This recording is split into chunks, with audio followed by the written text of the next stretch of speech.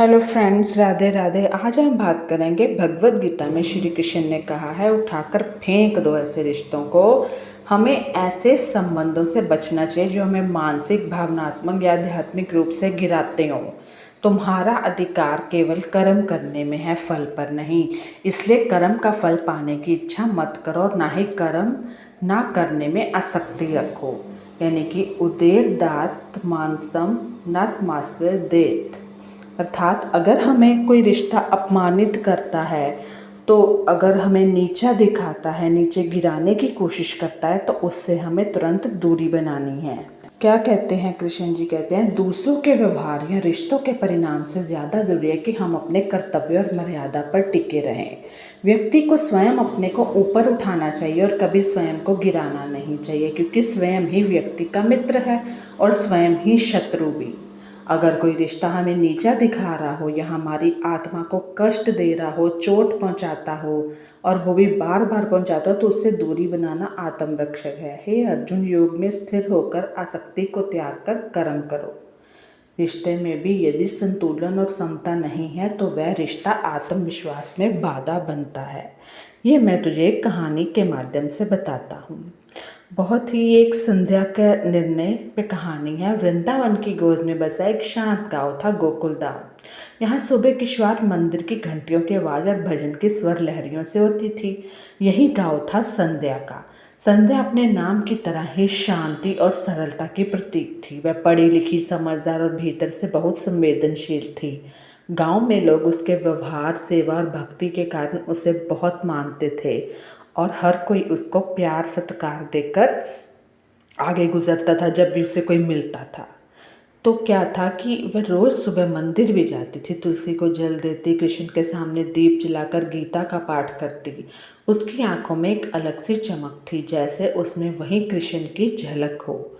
और हर दिन उसका जो स्वभाव था बहुत ही विनम्र था।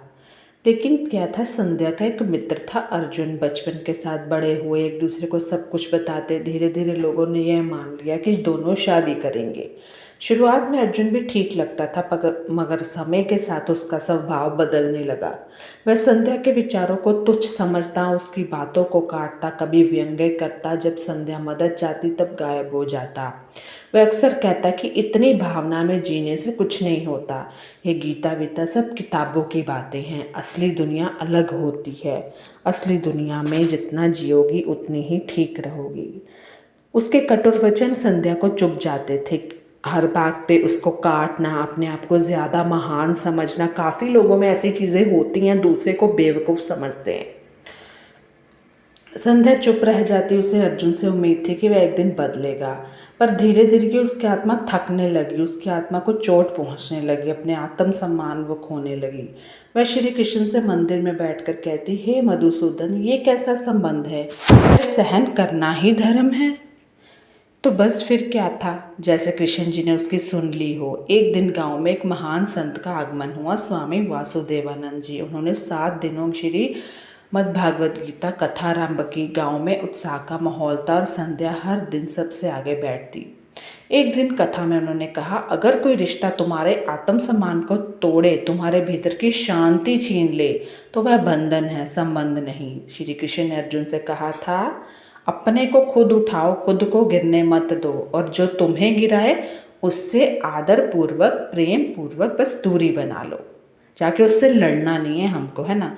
संध्या की आंखें भर आई, जैसे कृष्ण ने खुद उसके मन की बात कह दी हो। कभी कभी ऐसा होता है कि हमारे प्रश्न का उत्तर जरूर मिल जाता है हमें कहीं ना कहीं से। कथा के अंतिम दिन संध्या स्वयं से वादा किया, अब वह अर्जुन से अपना उत्तर पूछेगी। अगर उसमें मेरे विचारों और आत्मा के लिए सम्मान नहीं है, तो मैं आगे नहीं बढ़ूंगी। अर्जुन से मिलकर उसने साफ कहा, अर्जुन, मैं तुम्हारे साथ जीवन बिताना चाहती थी, पर खुद को खोकर नहीं, अपने आत्मसम्मान को खोकर नहीं। मैं अपने कृष्ण, अपनी गीता और अपने आत्मसम्मान के बिना अधूरी हूँ। अगर तुम्हें यह सब बोझ लगता है, तो मैं तुम्हें और खुद को, दोनों को इस रिश्ते से मुक्त करती हूँ। अर्जुन हतभर था कि उसे उम्मीद भी नहीं थी कि संध्या ऐसा साहस करेगी भी। उसने कुछ कहना चाहा, पर संध्या की आंखों में आत्मबल और शांति देखकर वह चुप हो गया और उसको वहाँ से जाने दिया।